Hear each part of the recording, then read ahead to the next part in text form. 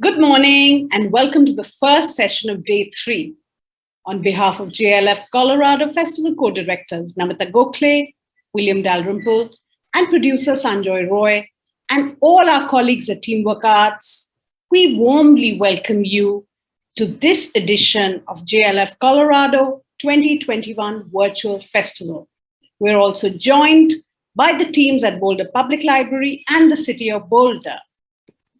Presenting Becoming Ourselves, Journeys of Discovery, Rajiv Mohabir, Samra Zafar, and K-Ming Chang in conversation with Supriya Dravid. A session examining the complex nuances of immigrant identity across the markers of race and culture to explore the intangibles of home. Rajiv Mohabir's hybrid memoir, Antiman, navigates the fraught constellations of sexuality, race, and cultural heritage that have created the foundation of his Indo-Guyanese immigrant identity. K-Ming Chang's lyrical novel, Bestiary, explores 3 generations of Taiwanese-American women who carried the myths of their homeland within themselves. Samra Zafar's memoir, A Good Wife, Escaping the Life I Never Chose, follows her journey of escaping an abusive marriage in quest to find herself and pursue her dreams as a culturally isolated immigrant in Canada.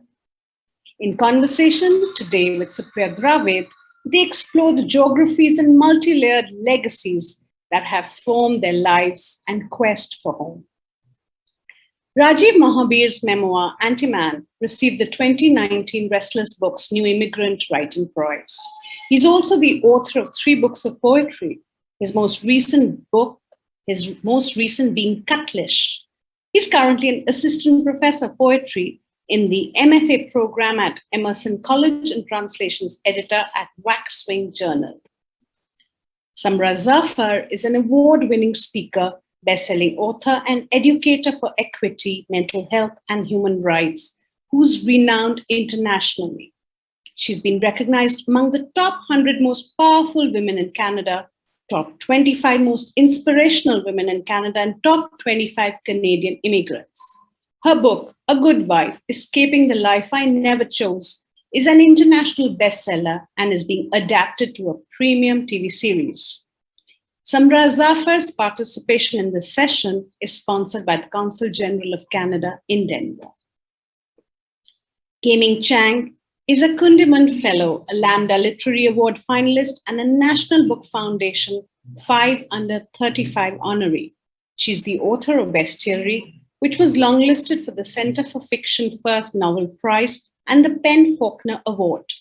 Her short story collection, Gods of Want, is forthcoming in July 22.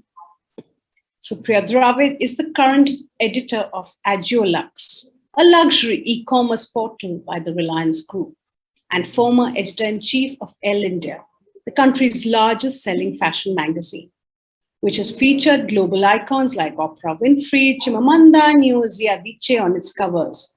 Her novel, A Cool Dark Place, was published by Penguin Random House. Please do follow our social media handles to get notifications on the upcoming sessions.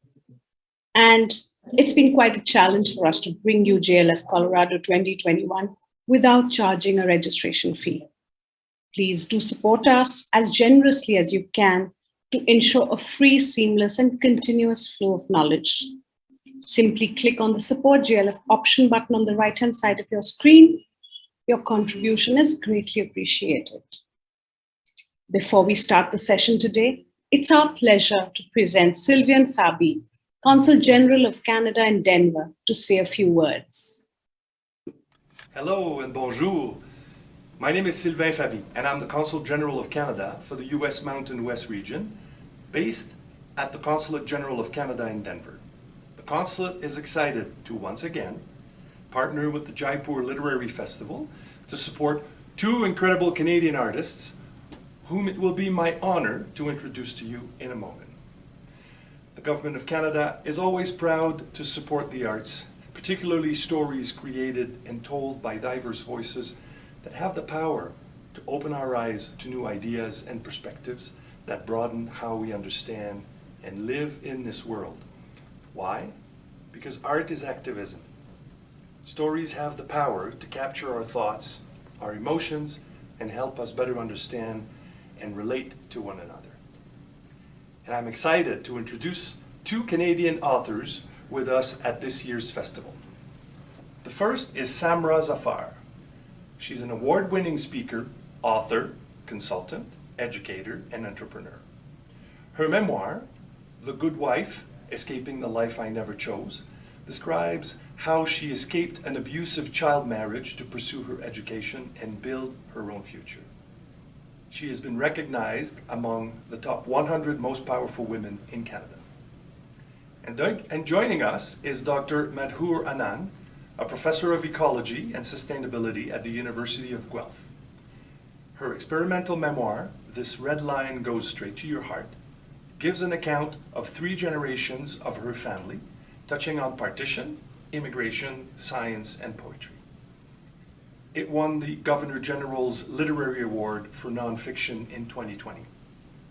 So I thank each of you in the audience for joining us for Jaipur and these important author conversations. Enjoy the festival. Thank you, Sylvain Fabi, and the entire office of the Consul General of Canada in Denver for your support towards the festival. We greatly appreciate it. And now, ladies and gentlemen, presenting Becoming Ourselves, Journeys of Discovery, Rajiv Mohabir, Samra Zafar, and K-Ming Chang in conversation with Supriya Dravid. Over to you, Supriya. Thank you, Sharupa. So happy to be here. Hi, Rajiv, K-Ming, and Samra. Before we get into the crux of everything you've done, I want to start by asking all of you, and I'll leave this open to all of your interpretations. Tell me a little bit about your writing journeys. How has that helped you retrace or reimagine your individual identity vis-a-vis culture and legacies all 3 of you represent? And essentially, how have you come to terms with your hyphenated identities? Shall we go first with K-Ming, since she's the youngest here? Oh, yeah. I can go first. Yeah, so my writing journey, I think it definitely has been something that has tethered me to the women in my family, for sure. I grew up in a family that was kind of bursting with oral stories that were oftentimes very humorous or grotesque. And I think kind of being immersed in that environment did inspire me to go to the page. My first writing was actually just like in a journal. And I was constantly writing gossip and things that I overheard and lies as well.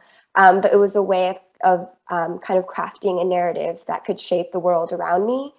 And realizing that storytelling could be something that was inherited and is something that's intangible, but I think, definitely connected me and tethered me to them and created that sense of identity. I'm not sure if that answered the question. It was a really beautiful question. I think so. Okay. Of course it did. What about you, Samra? Samra, I think you're on mute. Yeah. I'm on mute. Yes. It's like the line of 2020 and 2020. Yeah.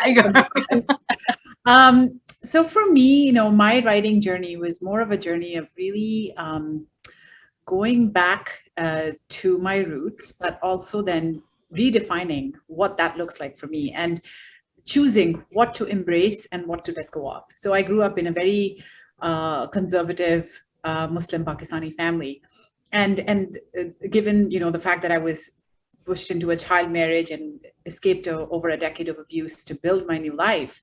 And then I started sharing my story, and I started sharing my story long before I wrote the book.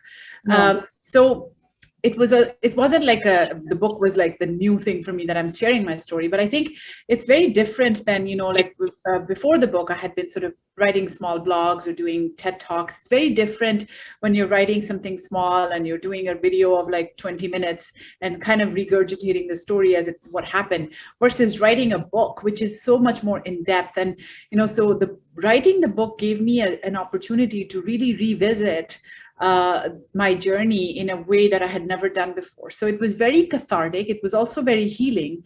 But I think it also gave me a lot of answers that, where does culture, religion, and all the things that I grew up with fit into my life? And instead of, kind of like either fitting into that box or not, I was able to define my own independent identity, that these are the pieces that I want to embrace and continue to have in my life. And these are the things such as like, the dogma and the indoctrination and the misogyny and things and patriarchy that I grew up with. Yeah. That I don't want in my life, and this is who I am. So I don't have to prescribe to standards that are defined by other people. Rather, I can craft my own independent identity the way I want to define it. And it was a very cathartic and healing journey of self-discovery, of freedom and inner independence. Beautifully put. Yeah. What about you, Raji? Wow. Well, first of all, thank you so much for this question, Supriya, and thank you for these wonderful answers, K-Ming and Samra. My answer to this is like something that's pretty fluid. It changes every time I consider it, because there's just so much to continually unpack for me in terms of what writing has done for my life and my journey into writing. It started out like I'm primarily a poet, and it started out with my playing with language and ways to obscure kind of my queerness on the paper, to actually like have it live outside of me, because it was very dangerous thing.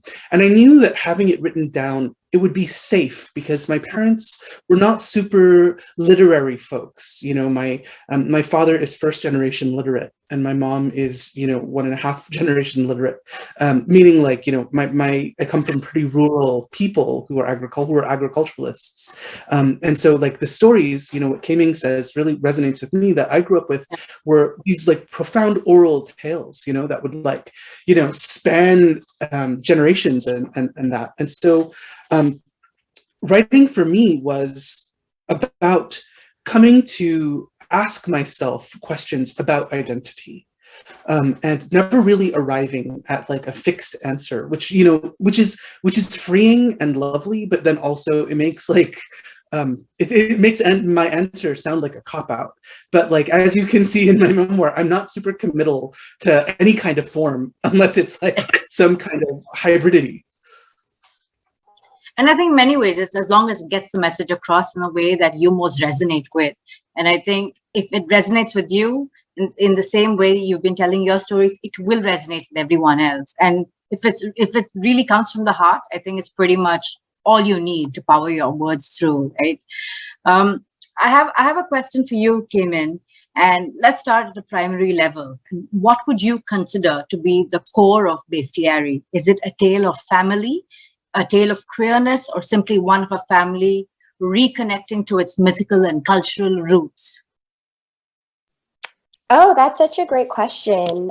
Sometimes even I'm not quite sure. I feel like similarly, I kind of latch to different parts of the narrative. But yeah, I kind of jokingly call it like a speculative history. This idea of oftentimes when we talk about speculative fiction and the act of speculation, we are thinking of the future and thinking of future possibilities and speculation. But I was really interested in turning that speculative gaze onto the past, to reimagine the past in a lot of ways. So I think for me, it was about constructing these mythological fictional lineages, a way of choosing your lineage, but also, I also joke that it's like fan fiction of my family. So I think there's a power to that, to think of a speculative past as well, and to kind of subvert that gaze, and reorient the story so that it's past facing. I was really interested in that. Yeah. So beautifully put. Samra, I have a question for you. And you say you've said to many women that they shouldn't compare the end of your journey to the beginning of theirs. And those are very powerful words. And especially for women trapped emotionally and physically within the binds of familial and self-imposed restrictions about abuse and trauma. Why don't we start with what point in life you're at now before we delve into huge strides you've taken to get to this position? And another question that you may want to add on when you talk, especially with your book, A Good Wife, you also talk about resilience and finding the strength to leave things behind. How do you find your strength? You're on mute again, I think. I know. I keep forgetting. Sorry about that. That is such a great question, Supriya. And you know, when I think about it, okay, let me just answer your first question, where I am in this now, right? So apart from my bio, and I'm not going to get into that, I want to talk about where I am internally. Yeah. And as a person, as a woman, I am at the happiest point of my life yet. And that is because I have come to a place to cultivate love and peace within myself and happiness within myself as who I am. And I will quote Oprah's words here. You know, she talks about how she's interviewed thousands of people over the course of her career, from politicians to celebrities to stars and whatnot. But every time the camera stops, everyone asks the same question: was I okay? Yeah. Right. So that speaks to a fundamental need in all of us as human being, is to be accepted, respected, and loved for who we are as individuals. Right. But sadly, a lot of times we grow up in societies and cultures where we are told that we need to change things about ourselves, be a little bit more of this, a little bit less of that, fit into certain boxes and criteria in order to be accepted, respected, and loved. And we grow up with that. And that's my journey, you know, has not really been in the past 10 years, let's say, after I left my marriage. My journey has not been about learning new things. It has been about unlearning all the things that I had grown up with. It was about shedding things, whether it was cultural beliefs, religious dogma, even parenting. You know, the way I parent is very different than the way I was parented.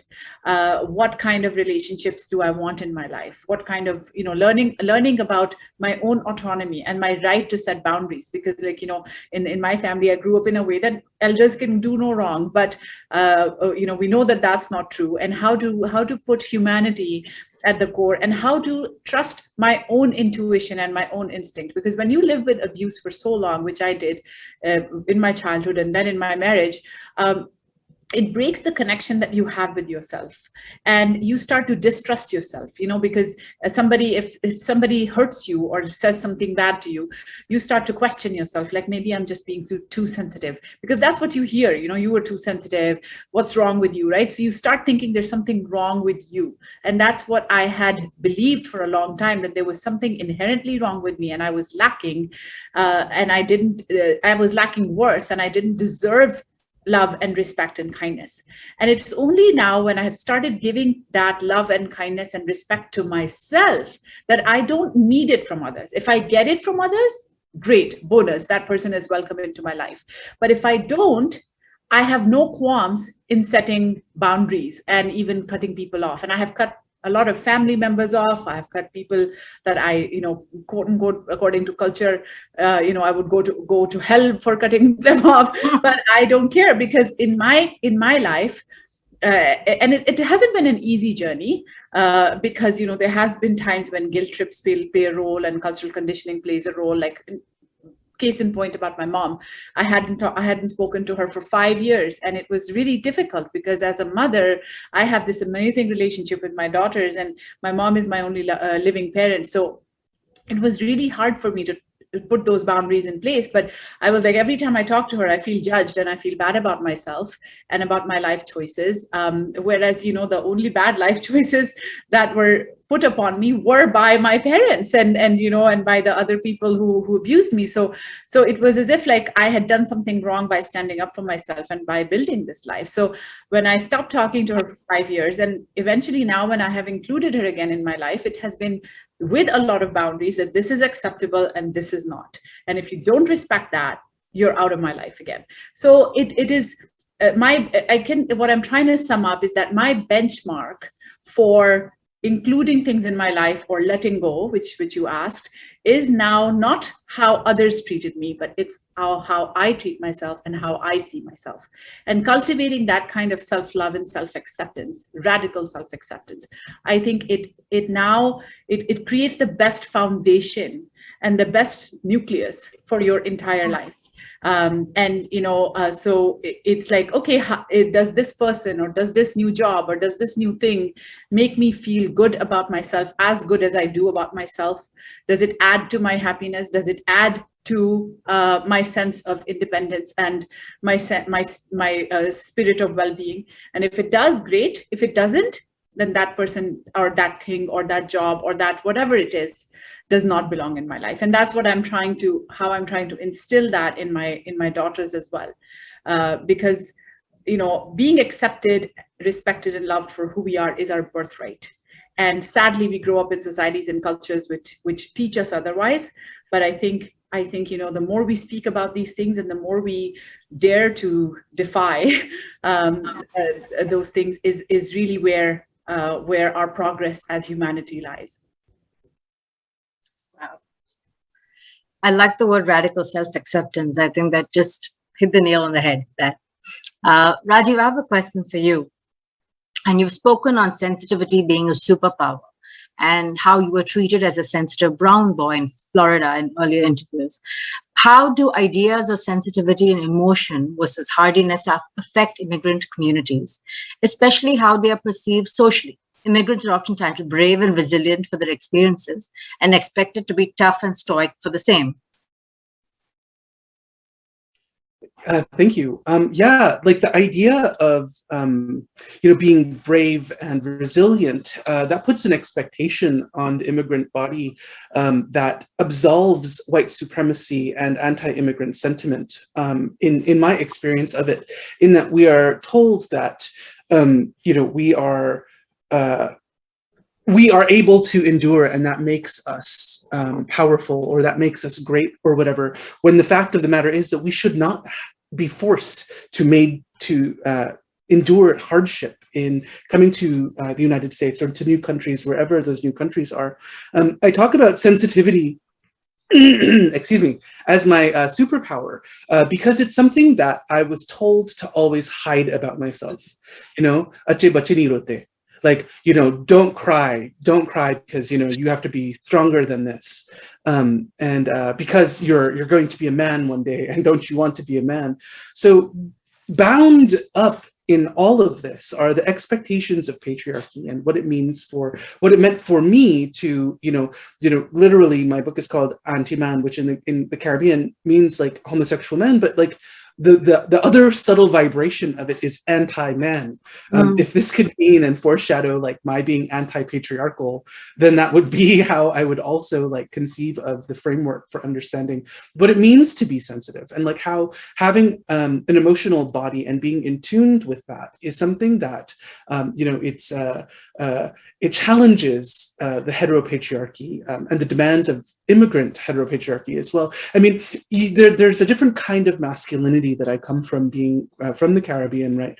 Where men are supposed to be a certain way. Crying for men is like, okay, when they're together and drinking, but when it's something else, when it has like deep emotional, connections with people, like what does it mean to grieve? What does it mean to, be non-normative? And why are these things always linked? Like, what would happen if we were a lot more honest about the ways that we felt about things? Well, I mean, then the people who hold the power to give us access to their country would probably have a different understanding about like our usefulness, right? I mean, I think that's also the double-edged sword here, because I don't want to completely throw under the bus what immigrants have to do to survive in this country. And sometimes that means, allying with structures of power, and that's miserable. But then also like, that sounds like really depoliticizing. What I mean to say is that this is all something that is forced, whether subconsciously or consciously. And so the way that I saw to undo it was to go through, all the kind of self-hatred and self-doubt to come to a place where I'm like, no, actually, this profoundest thing about me, the fact that I am sensitive, this is what has been saving my life the entire way, that I'm able to kind of have a dialogue with my subconscious mind or, my emotional body. I mean, to check in and to be like, okay, the way that I'm being treated here is not right at all. Right. And it's linked to a sense of justice for me as well. And what Samra, what you have said about, having to shed family connections that you would go to hell for shedding. I've gone through the same thing because of this sensitivity, because of this queerness. That was something that was giving me power. And like, I knew there was a part of me that always knew that the things that would be shameful about me were the things that made me different and unique and special. And I don't mean that just like through queerness only, but it's hard to disambiguate queerness from being a writer and being like an immigrant and all of these things which happened for me at the same time. So, but I think that this is the seed of magic within us, within everybody. Mm-hmm. You brought up your book, Antiman, and I wanted to ask you, what and how has the title evolved? I know you mentioned it briefly in your answer, but perhaps a little more. And is it burdened under gendered expectations and the dictated social frameworks of how and what genders represent? Yes. So yeah, thank you for this. I'll answer the first part of the question and then I'll move into the second part. The title Antiman had always been in my mind. I knew that the book, when it became a book, I was like, it's going to be titled this because it's so in your face and it's so like, I'm hoping that it has the power of reclaiming this epithet given to queers from the Caribbean, which is a very brown and black and Asian descent kind of queerness that exists in that part of the world and not necessarily North America. And as I thought through the book, I've been very deliberate to show my own journey into that word, where at first it was put onto me. And then it was something that I claimed with joy as like something that allowed me to be on the periphery looking inside, to have a different kind of perspective on familial workings. And like, as far as the framework of it and the kind of the ways that it operates under gender is that I see the word Antiman, while one of the easiest cognates that we can, or not cognates, one of the easiest translations we can say in North America is that it means gay man. Well, yes, but it also is a spectrum of queerness for various bodied people. And so Antiman is something that has been leveraged from the outside to kind of like mark some kind of queer other. So it's with the word man in the appellation. It does mark a kind of patriarchal expectation.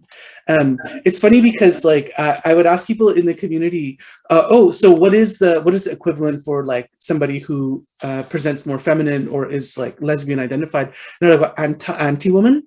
It's like, no, like that's not right. It's not anti-man either. But like, in spaces where I go by, she and her as my pronouns, we will say anti-woman and it'll be a good laugh and it would be inclusive to be like, yes, these words don't actually, they're not dexterous when we apply like patriarchal rules to them, but when they're allowed to be ambiguous or amorphous from the inside, then they can be incredibly expansive. There are also words like sodomite women. I heard last time I was in Guyana, sodomite women. Now come to think like how even a woman's sexuality has to be routed through like patriarchal expectation.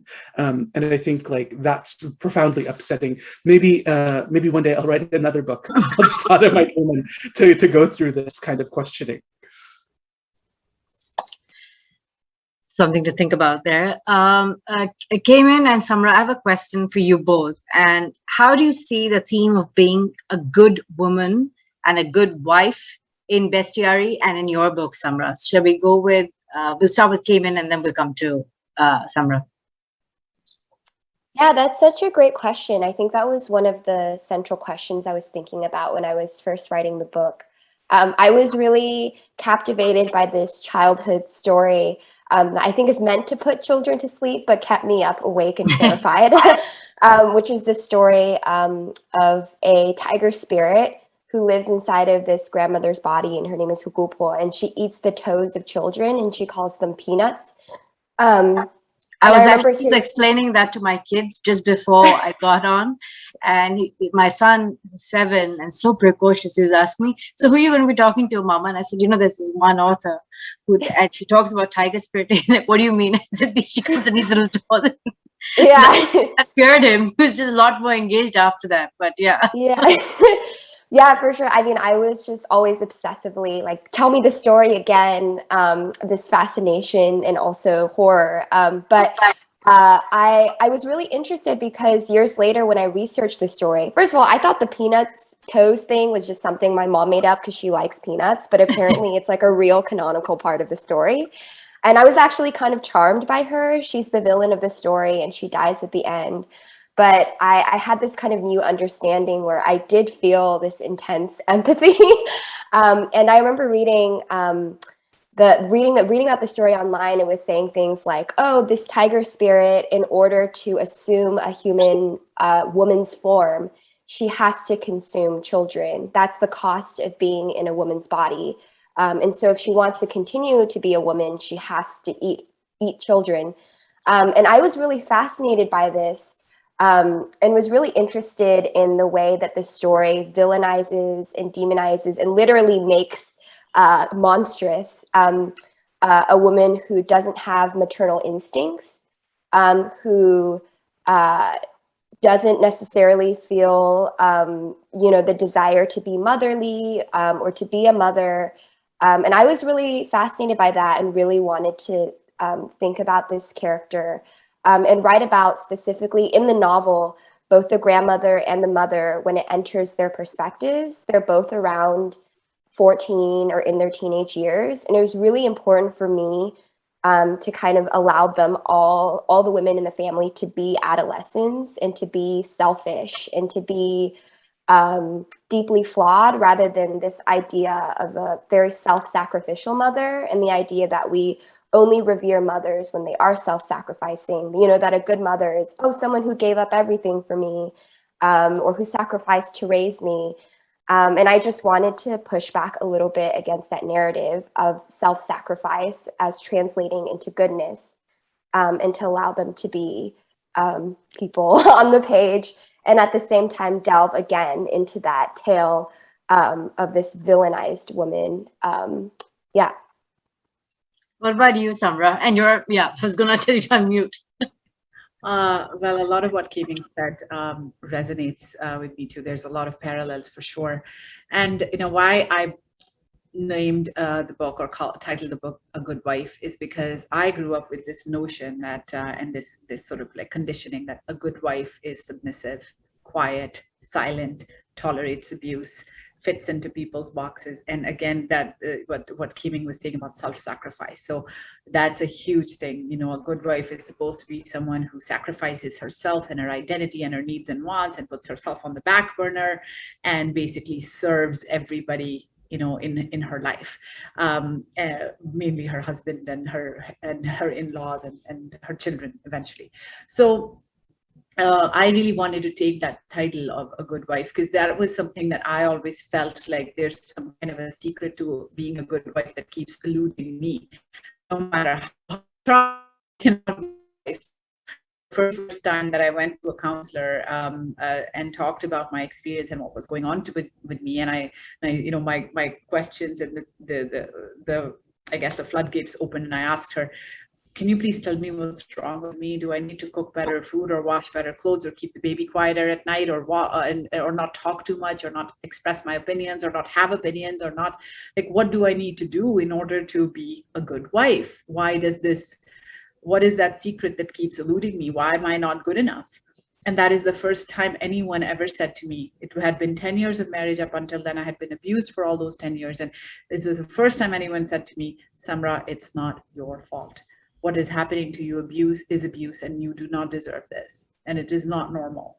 So it was like a big moment of validation, that no, there is not about, there's nothing wrong with me. I'm okay. What's treating me, what the way I'm being treated is wrong. And everything that I had been internalizing for all those years, that, about my own self, suddenly became externalized, that there was this thing called abuse. That's what's happening to me. And it's not something that only I'm facing. Sadly, a lot of people face it. There's a science behind it, there's readings, there's books behind it. And I started devouring all those articles and books that my counselor pointed me towards. And I could see my life depicted in all those diagrams. And especially, like, there's a diagram called the power wheel, where it's like a cycle of abuse, where, there's like an abusive episode and then a bit of a honeymoon period where everything is fine, and then the tension starts building up again. And I, as I was reading that, I was like, this is my life. Like, how do people know this? So it suddenly externalized everything for me. And that's how I was able to then walk away from it eventually. But it really boils down today, when I look back at the notion of, or the definition of a good wife or a good woman. I often say that in a lot of cultures and societies, in a lot of like places, and in different subtle forms, like in some cultures more so than others, but a woman's identity and her honor and womanhood or wifehood is identified or associated with things like how she serves other, how she sacrifices herself, like even the word selfless, like, it's revered. Oh, she's so selfless. Like, why do we have to be selfless? It's like, why do we have to lose ourselves in order to be of service to others? What about our own identities, right? So the whole idea of like, especially in the culture and community that I grew up in, honor was associated with putting yourself on the back burner, the way you dress, your marital status, your ability to bear children or not, or even when you hear like, oh, she's someone's wife, she's someone's daughter, she's someone's mother, she's someone's daughter-in-law, etc. No, she's someone, period. A woman is a complete being in herself. She doesn't need to be associated with some gender role or fit into any kind of box in order to be worthy and complete. She's complete as she is. And, that's really the biggest label that I wanted to turn up its head and redefine that, my identity as a good wife my identity as a woman is not dependent on my ability to be a good wife or a good mother or any of those roles. I am a complete person in my own, and there is no honor in silence. There is no honor in submission and self-sacrifice. And I think our honor and independence and autonomy as human beings lies in our freedom to be who we are, without fear of consequences, judgment, and ridicule, and to be accepted and respected and loved for who we are. Very well put. Rajiv, I have a question for you. And you use the imagery of a New York train line through its various stops to depict an abusive relationship. I'm curious to know how architecture and structures and visuals of a place might be related to a sense of belonging and the immigrant experience. Yeah. And especially with New York, like, I mean, the question, it's, I'm thinking of the way that The Namesake was shot when it became a movie with Tapu and Irfan Khan, and thinking about like how, listening to Mira Nair talk about like the way that she shot Calcutta as well as New York, and how they feature prominently in this way. The train for me was so much the E-train specifically, when I lived in Jackson Heights in Queens, was such a part of my daily life that it felt kind of like I had this like automatic template for understanding this relationship, because my relationship with that partner was very much one where we would meet each other via train until we got together, and then like I had to surrender my train pass to him so he could actually use it, because he had convinced me that he needed it more than me. And I think that like when it comes to what we think about New York, and especially people in my community, it's New York there are the Hollywood ideas of what New York is, right? You know, the Empire State Building, like the Freedom Monument and the Statue of Liberty and all of this, but that wasn't the New York that I ever really lived in. New York to me was cracked sidewalks. It was like the A train that was above the street. It was Roosevelt Avenue and 74th Street. It was very brown, very immigrant, and you know, and it had this faint kind of promise that the longer that we stayed in New York, the less that promise was realized of you're going to make it here, like it's going to be so much better than it was before for you, which for me, in my own personal experiences, it ran me ragged, and I emotionally felt like that gum-covered sidewalk that had been cracked in so many places that, you know, the city didn't deign to fix because, you know, oh, it's the hinterland of Queens where all of the Caribbean immigrants are, and who cares about it anyway? And that's definitely, I will say, like that about infrastructure. I was never really tempted to move to New York because of the city itself, like being like, oh, like here's whatever. And I mean, I don't mean this to be an endorsement of any Sanghis or an endorsement of like Bollywood conservatives, but you know, being a young person in New York City and seeing a billboard that had Bollywood actors on it was like so earth-shattering for me when I came from Florida, going back to the site of where my parents first immigrated to the United States. It was astounding to be like, oh, there are people out there like me. What could this possibly mean for, you know, queer communities here, and you know, like the possibilities of this. And so my intention of moving into New York was very much the A train and the E train, meaning that it was so much about being part of a larger brown community where I would not, you know, stick out in the same way, where I would be like attractive to people. Finally, you know, growing up all my life being told that I wasn't attractive and I couldn't belong to like the club of the other people. Like in high school, there was this group of folks. They called themselves the Alpha Boys, and it was we were all in theater together, and I couldn't be in because my name didn't fit with the A, B, C, D, E.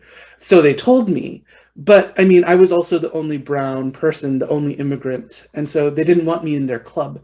And it's funny because now that I look back at it, I'm like, oh, in New York, it would be a completely different situation. Like I wouldn't have been fazed by that had I grown up here. And so my search for that kind of belonging, you know, was never about the Manhattan high-rise and like hobnobbing with, you know, literary giants who are like white and running the LGBT center in Midtown.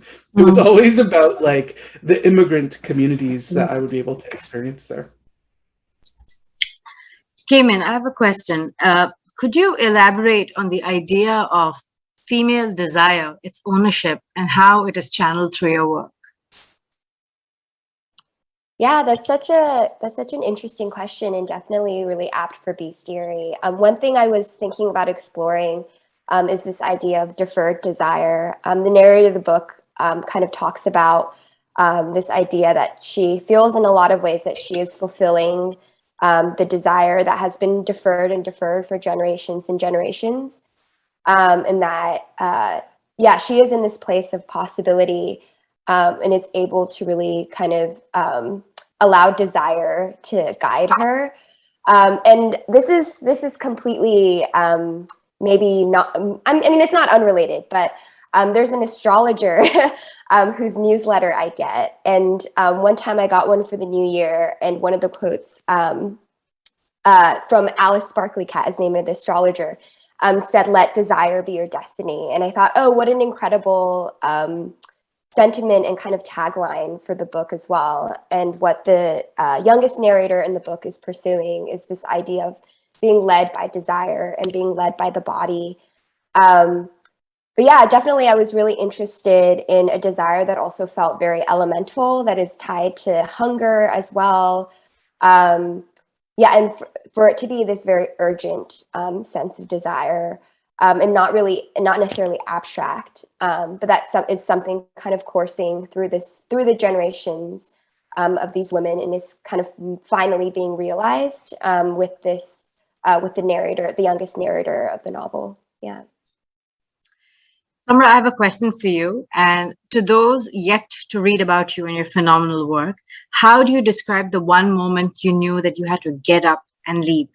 Was this a decision that you took as a mother for the sake of your children, for your own self, or both? It was both. It was there were several moments. I wouldn't really say, you know, there was definitely one moment which was the culmination of a lot of smaller moments before that, where I had, you know, where I'd been sort of like in the back and forth of it, and I should leave, but then I would go back because of cultural pressures and the societal expectations, and then I would try to leave and then go back because of financial barriers and think like, how will I make it, and just fear of unknown and fear of being on my own. So there was, when I started counseling and I started going and learning about abuse, which I was talking about a little bit earlier, one of the biggest things for me, one of the biggest factors was learning about how intergenerational abuse occurs and how the cycle continues, because children who grow up watching abuse and normalizing it often internalize that normalization, and then they will either inflict it or accept it in their own lives, and that's the framework that they see the world through. And I had seen that with myself because my father was an abuser. I grew up in a very patriarchal and sexist and misogynist kind of environment. So a lot of what I tolerated in my marriage was because I thought that was normal. And it took a lot for me to realize that, no, that is not normal. And once I realized that for myself, I was very adamant that I'm not going to let my children go through that process and let my girls believe that this is normal. I don't want to break that cycle for them as much as I wanted to break it for me, but it was the motherly instinct in me that was just screaming. And then I had made that decision internally. I was just looking for the right time to sort of pull the plug. And that right time then came, which was the one time, and I'm sorry about, I just want to give some trigger warnings because I don't know who's watching and I don't want to get too graphic, but at one point, you know, I was actually afraid for my life because he had his hands on my throat during an attack of violence, and because I had talked back and I had resisted, and the more I resisted and the more I sort of fought back, the more the violence escalated to a point where I was afraid that one day he might go too far. And so as a woman fearing for her life, and most importantly though, as a mother who wanted to give I wanted to give my daughters a better life and a better future and save them from the pain and the heartache and the trauma that I had gone through. I mean, they still have trauma because of the abuse that they saw when they were younger, and their turbulent relationship with their father and the culture and all of that.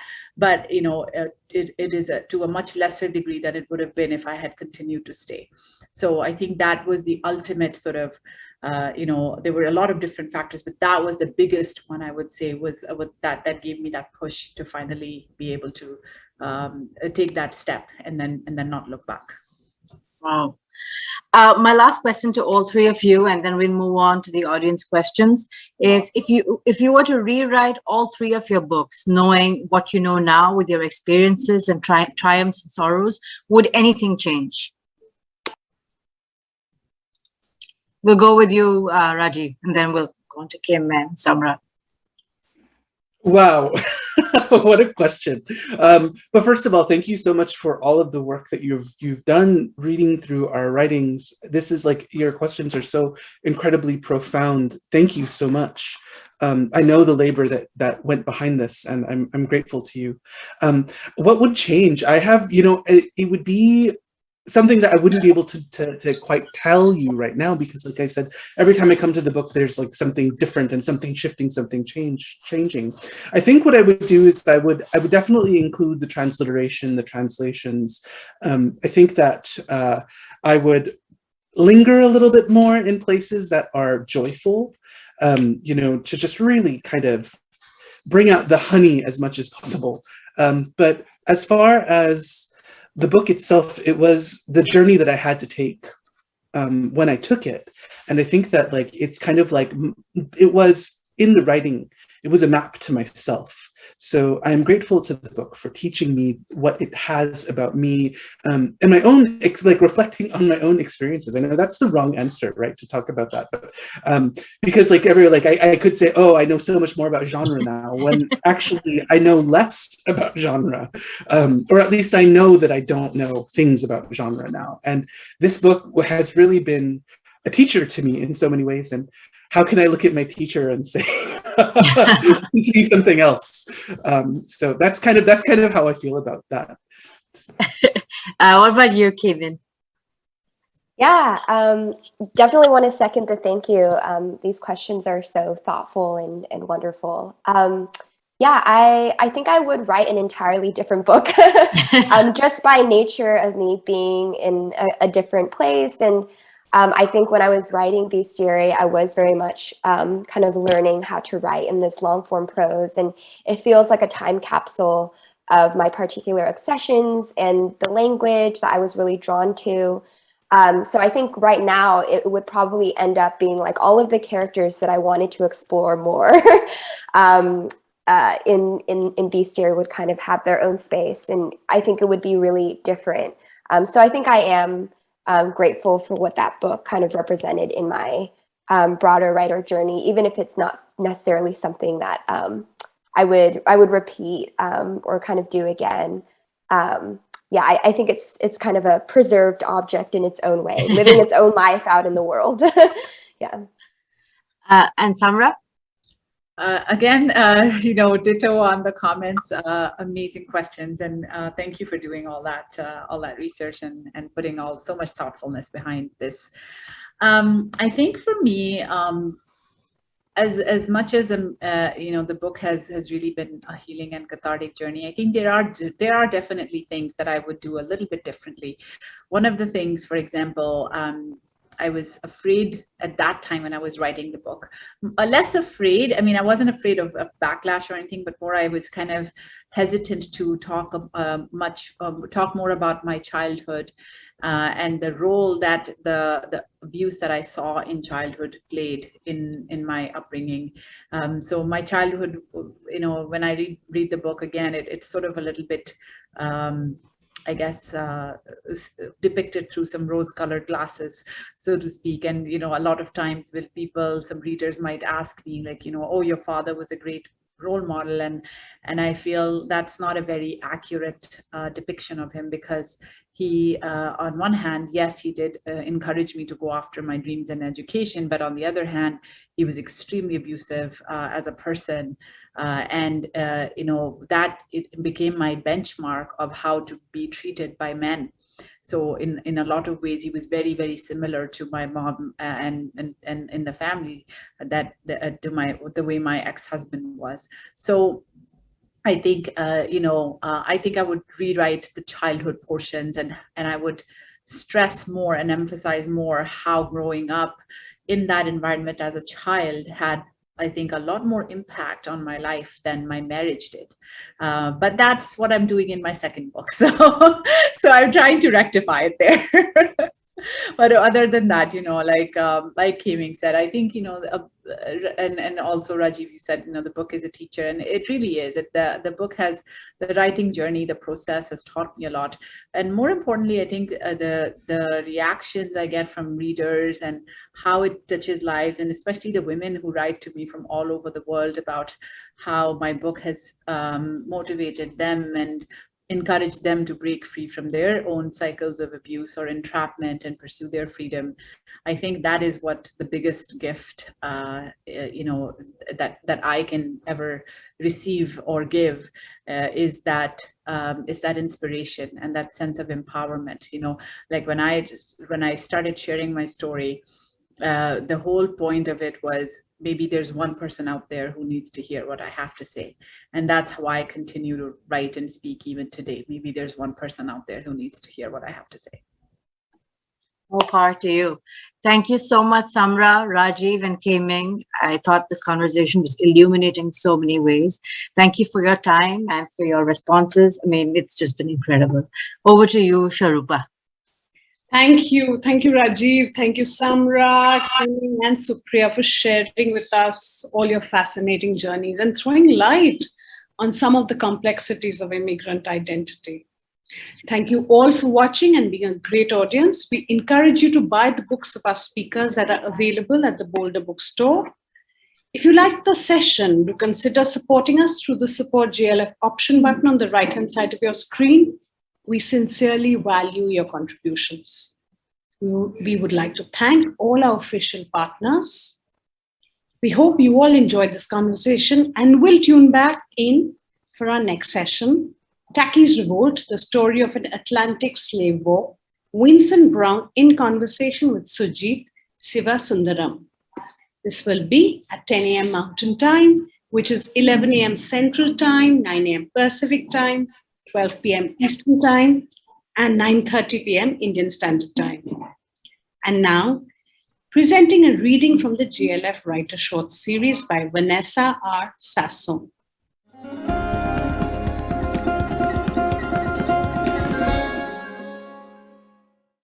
Good morning. Well, it's morning here. It is my pleasure to be with all of you at JLF. I wish I could be there in Jaipur in person.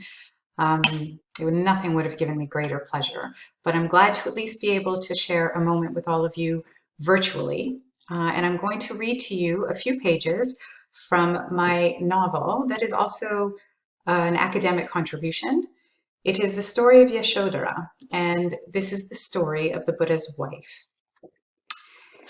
The Buddha, as many of you know, did have a wife, and he left her the day that she gave birth, according to some accounts, to go and become the Buddha. And so he left her behind in the palace with her in-laws while he went off on his great adventure to answer the greatest question of all time. And what is the question being, what is the source of our suffering? And so as he's going off to explore this question, she is left behind to experience suffering. And it's her story that I've told in this book, a story that I've thought needed to be told for a very long time. And so the piece I'm going to read to you is right at the beginning. It begins with her saying goodbye to her son, because after he becomes the Buddha, he returns to the palace and takes his son with her. So she loses even more. And he takes the son because it's time for his son to learn the answer to suffering. But for her, she has lost her husband and now she loses her son. And so the section I will read to you now is the moment when she says goodbye to her son. So she's come down to see him and he's upset and he's about to go. Sweetheart? No response. Rahula, I whispered as I placed my hand on the softness of his little neck. Please look at me. He trailed his fingers a while longer, making pathways through the water. A frog watched him from the safety of a lotus leaf. Eventually he looked up, his beautiful eyes filled with emotions he could not speak aloud. I placed a lock of hair behind his ear, as I'd done so many times before. I loved caressing his hair, but a moment later I recoiled at the realization that soon his hair would be shaved away.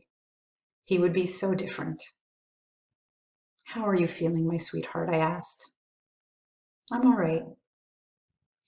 Are you ready? I guess so. You know, it's all right to feel a bit scared right now. You don't have to be so brave. I'm scared too. At these words, his restraint melted and he threw himself into my arms. Oh, mother, I am scared. I don't want to go. He sobbed against my neck. He was trembling, just as I had been a moment earlier. Every fiber in my being wanted to scoop him up and run away. Run from the men in orange robes who were forcing us into this separation. Run from the world that dictated such realities and called them wisdom. My baby was crying, and I wanted to make his tears go away. My most beautiful sweetheart, I whispered. I am very sad. I cannot imagine living without you. I wiped my own tears away. But I won't hold you back.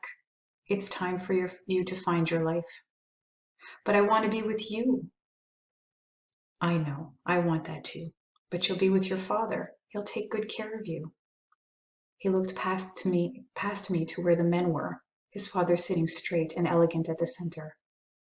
I don't even know him, he objected. You will learn. There's obviously much more, but I shared with you that little piece. The book is now in 2 editions, both of which you can see here on the screen. I hope you enjoyed this. Have a good day.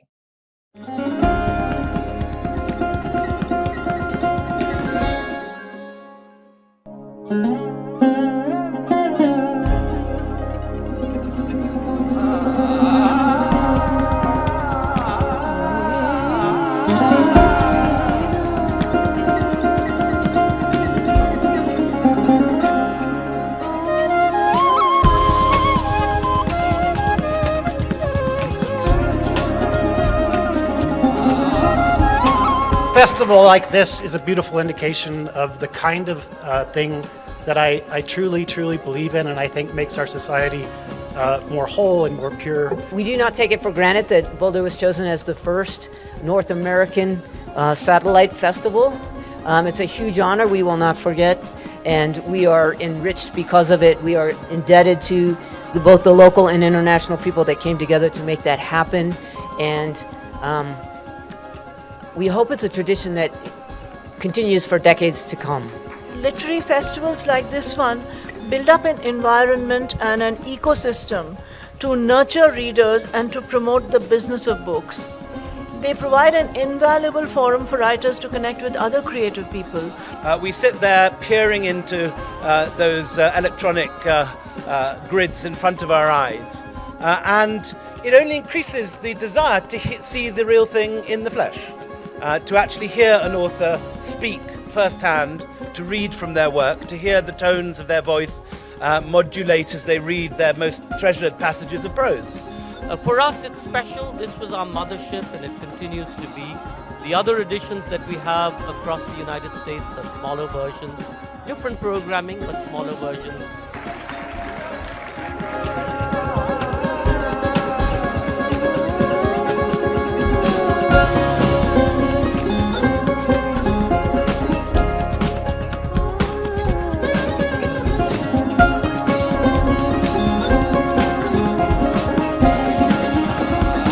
In a sense, to me, religion and art are the same thing. They're vaguely irrational, but they help make sense of things. Someone who lives with no arts and no religion has very little to live on. 2019 was the 14th consecutive year of decline in global freedom. You have to think of viruses as intelligent machines, as code crackers. And like all living forms, they have to adapt to their environment. Imagination is a powerful tool. It doesn't matter which part of the world we are in our situation. Are we behind locked bars? Are we roaming freely? Independent thought and process. Our imagination allows us to soar out of any present circumstances that we find ourselves in. And that really is the power of literature and the written word. It allows us to envision a better future. It allows us to consider our past and make sense of the present. Imagination is a tool to be able to free us from the binds and the constrictions that we find ourselves locked into. We can break free. We can soar through the universe.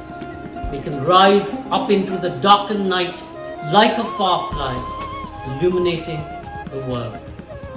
This is what JLF Boulder, Colorado hopes to bring you, something to fire your imagination.